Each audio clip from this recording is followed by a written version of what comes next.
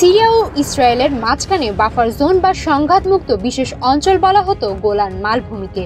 তবে দামেস্কের president Bashar আল আসাদের পতনের পর বিদ্রোহী সিরিয়ান সেনারা গোলান মালভূমি থেকে সরে আসে। এই সুযোগে বাফার জোন অতিক্রম করে গোলান সহ আরও কয়েকটি এলাকা দখল করে নিয়েছে ইসরায়েলি সামরিক বাহিনী।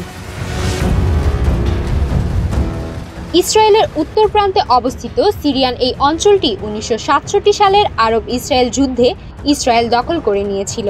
6 দিনের ওই যুদ্ধে গোলান মালভূমি জুড়ে ইসরায়েলের উপর হামলা চালায় সিরিয়া, কিন্তু ইসরায়েল পাল্টা প্রতিরোধ নেয় এবং গোলানের 1200 বর্গ কিলোমিটার এলাকা দখলে নেয়। এরপর 1973 সালে সিরিয়া গোলানের নিয়ন্ত্রণ ফিরে পাওয়ার চেষ্টা করে ব্যর্থ হয়।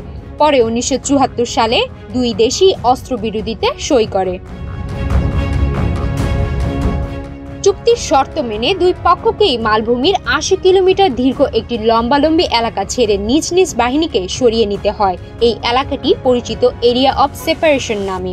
এরপর সেখানে জাতিসংঘের নিয়োজিত ডিসএঙ্গেজমেন্ট অবজারভার ফোর্স মোতায়েন করা হয় অস্ত্রবিরতির বিষয়টিকে নজরে রাখার জন্য।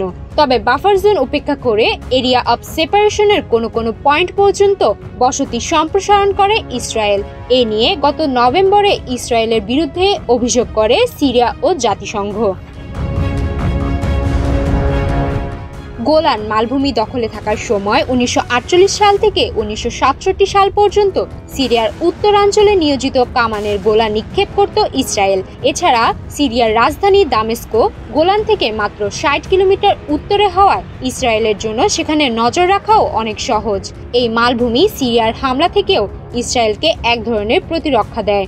1973 সালে যুদ্ধের সময়ও তারা এর সুবিধা পায়। এছাড়া শুষ্ক এই অঞ্চলে গোলান মালভূমি হচ্ছে পানির উৎস।